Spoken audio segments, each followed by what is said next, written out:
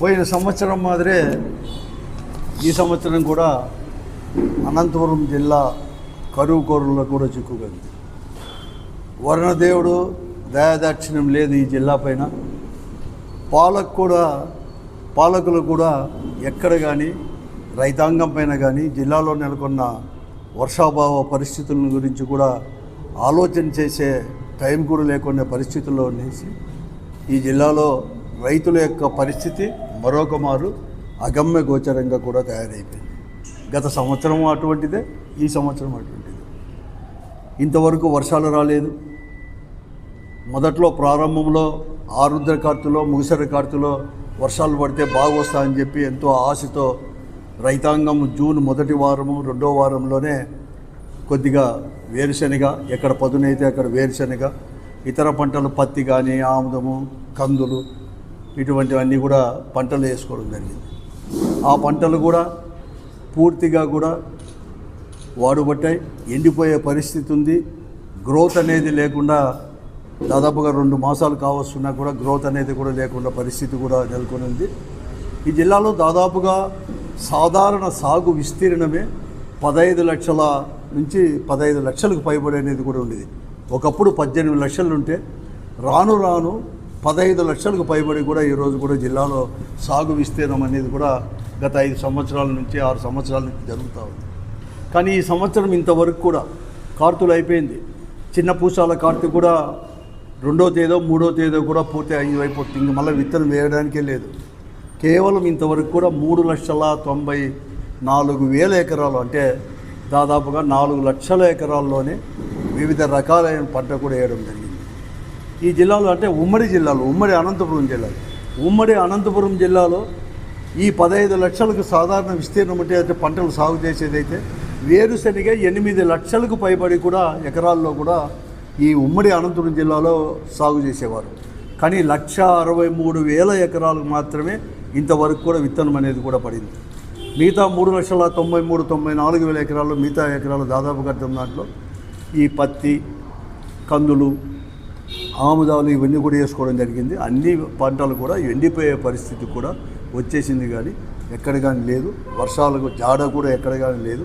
ప్రభుత్వం చూస్తే ఎక్కడ కానీ చర్యలు కూడా చేపట్టే పరిస్థితి కూడా ఉంది. ప్రత్యామ్నాయ పంటలు ఏమని గురించి ఆలోచన చేయలేదు. ఇలాంటి ఎలా చేయాలని చెప్పి కూడా ఆలోచన చేయలేదు. వేసిన పంటలు కూడా ఇలా కూడా అయిపోతా అంటే ఎలా చేయాలని చెప్పి ఆలోచన లేదు. ఈ జిల్లాలో మంత్రులు ఉన్నారు, మంత్రులు పట్టించుకోవడం లేదు. ప్రజాప్రతినిధులు అసలు ఎవరు కానీ ఎమ్మెల్యేలు కానీ ఎంపీలు కానీ అసలు రైతాంగం గురించి కానీ ఈ వర్షాభావ పరిస్థితుల గురించి కానీ కరువు గురించి కానీ ఆలోచన చేసే టైం లేకోకుండా కూడా కాలం వెలిదీస్తున్నారు. కానీ ఎక్కడ కానీ లేదు. వీరు ఇలాగ ఉంటే ఈరోజు అధికారులు కూడా ఈరోజు వ్యవసాయ అధికారుల నుంచి కలెక్టర్ వరకు కూడా ఎక్కడ కానీ ఈ కరువు పరిస్థితుల్లోంచి ఎలా బయటపడాలి, లేకపోతే ఇప్పుడు ఎదురయ్యే పరిస్థితులు ఎలా ఎదుర్కోవాలని చెప్పేసి ఒక ప్రణాళిక, కంటింజెన్సీ ప్లాన్ లేకోకుండా ఉండే పరిస్థితి ఈ జిల్లాలో ఉంది.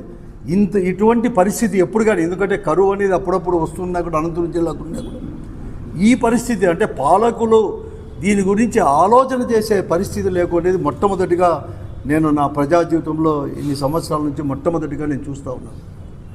పోయిన సంవత్సరం కూడా అంతే. ఎందుకంటే అందరూ అంటారు చంద్రబాబు నాయుడు గారు ఎంబడే కరువును కూడా పిలుచుకొని వస్తాడని చెప్పేసి. అసలు చంద్రబాబు నాయుడు కరువు అనేది కూడా కవల పిల్లలను కూడా అంటారు. ఆ రోజు అపర భగీరథుడు పైన నుంచి గంగను తీసుకొచ్చినట్లుగా ఈయన చంద్రబాబు నాయుడు ఎప్పుడు వచ్చినా కూడా కరువుని తీసుకొని వస్తాడని అంటారు. ముఖ్యంగా రాయలసీమలో ఎప్పుడు అనేవారు. ఆ పరిస్థితే పోయిన సంవత్సరం ఈ సంవత్సరం చూస్తే అర్థం కూడా అవుతా ఉంది. కానీ ఎక్కడ కానీ పట్టించుకోలేని పరిస్థితి కూడా. పోతే పని హెచ్ఎల్సీ చూస్తామంటే నీళ్ళంటే తుంగభద్ర డ్యాములో నుంచి పొంగి సముద్రం పాలవుతున్నా కూడా వీరు ప్రణాళిక లేని కారణంగా ఈరోజు వర్క్స్ అనేది కూడా కంప్లీట్ చేయడం వల్ల ఆలస్యంగా కూడా తీసుకొని రావడం జరిగింది. ఆ పరిస్థితి వారు అంటే ఎక్కడ కానీ శ్రద్ధ అనేది కూడా పాలకులు లేదని చెప్పేసి దీనివల్ల కూడా అర్థమవుతూ ఉంది. ఈరోజు ఇన్సూరెన్స్ అనేది కూడా గతంలో జగన్మోహన్ గారు ముఖ్యమంత్రిగా ఉన్నప్పుడు రైతాంగానికి భారం కలిగించకూడదని చెప్పేసి ఇన్సూరెన్సే ప్రభుత్వమే చెల్లించేది. కానీ చంద్రబాబు నాయుడు గారు ముఖ్యమంత్రి అయినాక గత సంవత్సరం నుంచి రైతులు ఏదైతే చెల్లిస్తున్నారో ప్రీమియం రైతులే చెల్లించుకోవాలని చెప్పి నిబంధన వలన గత సంవత్సరం కూడా ఎవరు కానీ కట్టలేకపోయారు. ఈ సంవత్సరం కూడా డేట్ అనేది పొడిగించినా నిన్నటితోనే అది కూడా ముగిసిపోయింది. ఇంకా చాలామంది రైతులు కూడా ఇంతవరకు కూడా ఇన్సూరెన్స్ కూడా కట్టలేని పరిస్థితి కూడా. కట్టిన వారు కూడా ఎక్కువ మంది వేరుశనగ అని చెప్పేసి నమోదు చేసుకోవడం, దానికి ప్రీమియం కట్టడం. ఈరోజు వేరుశనగ విత్తనమే 1,63,000 ఎకరాల్లో ఉంది. విత్తనం వేయలేని భూమే దాదాపుగా కూడా 12 లక్షల ఎకరాలు పైబడి కూడా దాదాపుగా 12 లక్షల ఎకరాల్లో విత్తనమే వేయలేదు ఇంతవరకు కూడా. వారి పరిస్థితి ఏమి? ఇన్సూరెన్స్ కట్టినా కూడా కట్టని వారి పరిస్థితి ఏమి? ఎక్కడ కానీ చేసుకోలేకపోయింది. పోతే పోనీ రైతులు ఏమన్నా ఆదుకున్నా అంటే గత సంవత్సరం కూడా ఒకప్పుడు జగన్మోహన్ రెడ్డి గారు ముఖ్యమంత్రిగా ఉన్నప్పుడు రైతు భరోసా కింద 13,500 వచ్చేది. కేంద్ర ప్రభుత్వం ఇచ్చే వారు ఇచ్చే దాంతో కలిపి అమౌంట్తో కలిపి 13,500 ఇచ్చేది. ఈరోజు చంద్రబాబు నాయుడు గారేమో ఎన్నికల మేనిఫెస్టోలో మేము 20,000 ఇస్తాం కేంద్రంతో సంబంధం లేకుండా అని చెప్పి, ఎన్నికలు అయిపోయిన తర్వాత కలిపి ఇస్తాము 20,000 అని చెప్పినా కూడా గత సంవత్సరం పూర్తిగా కూడా ఇవ్వలేకపోయారు. ఒక పిఎం కిసాన్ దాని కింద వచ్చే 6,000 తప్ప రైతు రాష్ట్ర ప్రభుత్వం నుంచి వచ్చేది కూడా పూర్తిగా కూడా రైతులకు ఎగనామం పెట్టేశారు. ఈ సంవత్సరం కూడా ఇస్తారేమో అనుకుంటే ఇదిగో అదుగో అని చెప్పి కేంద్రాంతో ముడిపెడతా ఉన్నాడు. మళ్ళీ ఈకేవైసీ చేసుకోండి అంటున్నాడు. తర్వాత ఎన్పిసిఐకి లింకే కాలేదని చెప్పి చాలామంది చెప్తున్నారు. ఇంతవరకు కూడా ఎక్కడ కానీ ఇంకా ఇప్పుడు లింకే కాలేదు ఎన్పిసిఐ కంటే ఎప్పుడు లింక్ చేసుకుంటారు, ఎలా రైతులను ఆదుకుంటారు అనేది కూడా ఇంతవరకు ఎవరు కానీ అధికారులు కూడా చెప్పలేకపోతున్నారు. ఇదే జగన్మోహన్ రెడ్డి గారు ముఖ్యమంత్రిగా ఉన్నప్పుడు 5 సంవత్సరాలు కూడా ఈ రాష్ట్రంలో దాదాపుగా కూడా ఇదంతా కూడా 13,500 ప్రతి రైతుకు 53,74,000 మందికి, అంటే more than nearly about 54 lakhs రైతాంగానికి అనేది కూడా ఆ రోజు కూడా రైతు భరోసా కింద ఇస్తూ ఉండే. కానీ ఇంత 53 లక్షలకి కేంద్ర ప్రభుత్వం రాష్ట్ర ప్రభుత్వం ఇస్తూ ఉంటే ఆ రోజు, ఈరోజు కేంద్ర ప్రభుత్వం మాత్రం ఇస్తే అది 48 లక్షలకి, అంటే దాదాపుగా 4-5 లక్షల మంది తీసేశారు. ఈ ఒక్క అనంతపురం జిల్లాను జగన్మోహన్ రెడ్డి గారు ముఖ్యమంత్రిగా ఉన్నంత వరకు కూడా రైతాంగానికి 5,74,000 మందికి ఈ జిల్లాలో, ఉమ్మడి అనంతపురం జిల్లాలో 5,74,000 మందికి ఆ రోజు ఎందుకు రైతు భరోసా ఇచ్చేవారు. ఈరోజు ఎంతమందికి ఇస్తారో కూడా తెలియదు, ఎవరికి ఇస్తారో కూడా తెలియదు. ఇంకా ఎన్పిసిఐ కాలేదంటున్నారు, ఈకేవైసీ లింక్ కాలేదంటున్నారు, ఈకేవైసీ కూడా కాలేదంటున్నారు. లాస్ట్కి ఈ పరిస్థితి ఏమనేది కూడా ఇంతవరకు కూడా అర్థం కాని పరిస్థితి ఈరోజు కూడా. హెచ్ఎల్సీ కింద చూస్తే నీళ్ళేం రాలేదు. ఒకవేళ నీళ్ళు అనేది అక్కడక్కడ వచ్చేసి ఏదైనా నాట్లు వేసుకుందామంటే ఫర్టిలైజర్స్ విచిత్రంగా బ్లాక్లో అమ్ముతున్నా కూడా అడగలేని పరిస్థితి. నేనే 2 మాసాల కిందటే ఈ ఎరువుల గురించి ప్రైవేటు వ్యాపారస్తులు ఎక్కడ కానీ దించుకోలేదని చెప్పేసి 2 మాసాల కిందటే ప్రభుత్వానికి నేను చెప్పినాను. ఇదే పత్రికా సమావేశాన్ని కూడా ఏర్పాటు చేసి ఇక్కడే. కానీ ఈరోజు చర్యలు తీసుకోలేదు. యూరియా ఎక్కడ కానీ లేదు. ఎందుకంటే అక్కడెక్కడ మిరపేసినా, కాలువల కిందనో బోర్ల కిందనో మిరపేసినా, వరి నాటినా, ఈరోజు యూరియా అంటే బ్లాక్లో తీసుకొని పోయి ఎక్కువ ధర చెల్లించి తీసుకునే పరిస్థితి.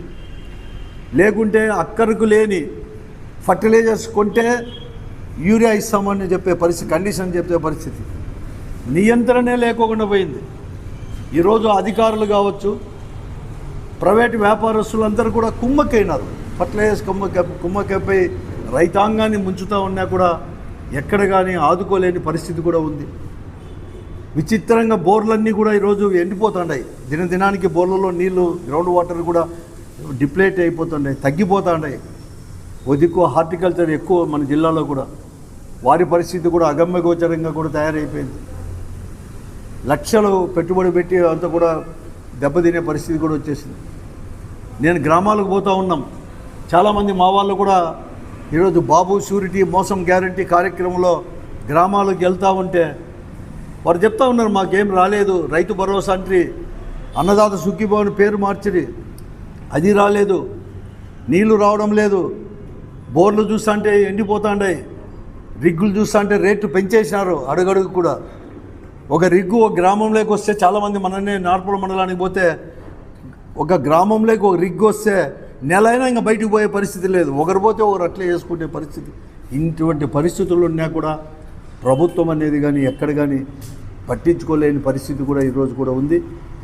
కాబట్టి ఇప్పుడైనా కానీ జిల్లాలో ఉండే మంత్రులు కావచ్చు, ప్రజాప్రతినిధులు అందరూ కూడా రండి, వ్యవసాయం పైన కూడా ఒక రివ్యూ చేసుకోండి, కంటింజెన్సీ ప్లాన్ అనేది కూడా తీసుకొని రండి.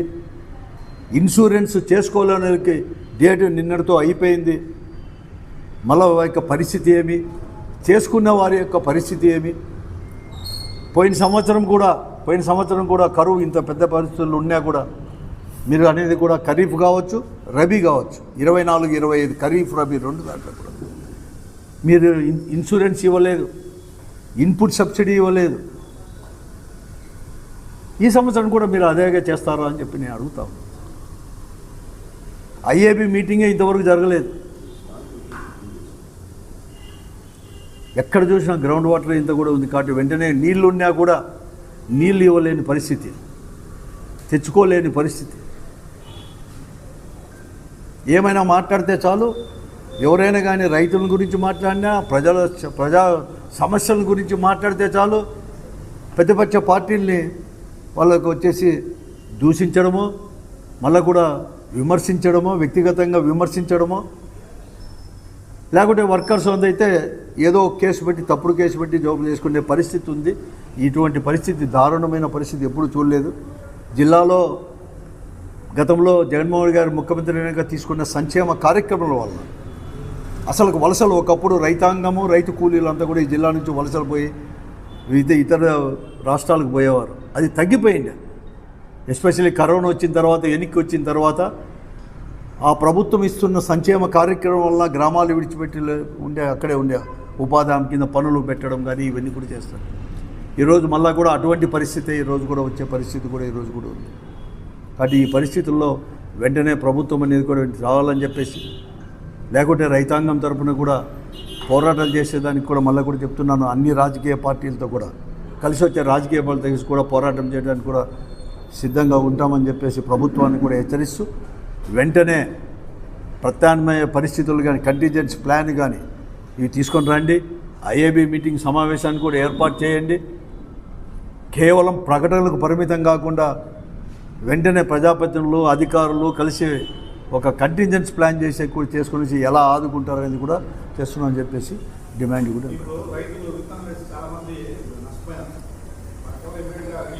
అవును, ఇమ్మీడియట్గా రిలీఫ్ అయ్యేలా. ఇంకోటి విపత్కరమైన పరిస్థితి ఏమంటే, ఈరోజు ఈకేవైసీ కింద కానీ పంట అనేది కూడా ఏ పంట వేసినారు అని చెప్పేసి, ఏ పంటకు పెట్టినామని చెప్పి ఇన్సూరెన్స్ అనేది కూడా చేసుకున్నారు. ఈరోజు కొంతమంది అయితే ఆ పంట ఏ పంట వేయలేని పరిస్థితి, కొంతమంది వేసినా కూడా ఎండిపోయే పరిస్థితి. ఆ నష్టాన్ని ఎట్లా పూరిస్తారు, ఈవేళ చేస్తారు అని చెప్తున్నాను. నేను మొన్ననే దీనికి గుత్తి దగ్గరికి వెళ్ళాను. గుత్తిలో ఆముదం వేశారు. అవి ఆముదాలు వచ్చేసి కనీసం ఒక 2 మీటర్ల వేసిన వస్తేనే అదంతా బాగా వచ్చేసింది. ఈ కనీసం ఒక అడుగు కూడా లేని పరిస్థితి, 2 నెలలైనా కూడా అడుగు కూడా పైకి లేదు. ఆ పరిస్థితి అనేది కూడా ఆముదం ఇవన్నీ కూడా ఉన్నాయి పరిస్థితి. కాబట్టి వెంటనే ఇలా ఆదుకోవాలి. ఎలా చేయాలి, ఏం కథ, ఈ నష్టాన్ని ఎలా పూరిస్తారు ప్రభుత్వం అనేది చెప్పాల్సిన అవసరం ఉంది. బహిరంగంగా చెప్పాల్సిన అవసరం కూడా ఈరోజు కూడా ఉంది. ముఖ్యమంత్రి గారు ఏదో 24 గంటలు ఈ ప్రభుత్వం వచ్చినప్పటి నుంచి 2 సంవత్సరాల నుంచి కేవలం రాజధాని లేకుంటే తీసుకొని రావడం అయితే అసలు ఎలా తీసుకొని వస్తారు? అసలు మీరు ఇన్పుట్ సబ్సిడీ లాస్ట్ ఇయర్ది ఏం చేస్తారు? ఈ సంవత్సరం కూడా రైతు భరోసా అంటే మీరు వచ్చేసి అన్నదాత సుఖీభవ అన్నారు. దాని పరిస్థితి ఎలా చేస్తారు, ఎలా ఇస్తారు? ఎందుకంటే మీకు అందరూ కూడా ఎట్లా తగ్గించాలనేదే ఈ గవర్నమెంట్ దగ్గర ప్లానింగ్ వచ్చేసి, అధికారులు కూడా ఏమంటే ఏదైతే పథకాలు ఉన్నాయో ఆ పథకాలను ఎలా తగ్గించాలని. అంతెందుకు మొన్ననే అమ్మఒడి అంటే తల్లికి వందనం ఇచ్చేశారు. ఎంతమందికి అర్హులు ఉన్నా కూడా చాలామందికి అనేది రాకుండా, అంటే తగ్గించడమే ఒక పనిగా పెట్టుకున్నారు. ఇక్కడ కూడా నేను చెప్తాను కదా, 53,74,000 మందికి ప్రతి సంవత్సరం కూడా రైతు భరోసా ప్రతి సంవత్సరం ఈ రాష్ట్రంలో ఇచ్చేవారు. ఈ అనంతపురం, ఉమ్మడి అనంతపురం జిల్లాలో కూడా 5,73,74,000 మందికి ఇచ్చేవాళ్ళం మేము. ఎంతమందికి ఇస్తారో కూడా తెలియదు. ఆ పరిస్థితి కాబట్టి ఇవన్నీ కూడా చెప్పాల్సిన అవసరం ఉంది, వెంటనే ఆదుకోవాల్సిన అవసరం ఉంది. నేను అందుకే చెప్తున్నాను, కేవలం అంతే కాదు, అసలుకు వ్యవసాయ అధికారులు ఈ జిల్లాలో కనీసం గ్రామాలు కూడా విజిట్ చేయలేని పరిస్థితి.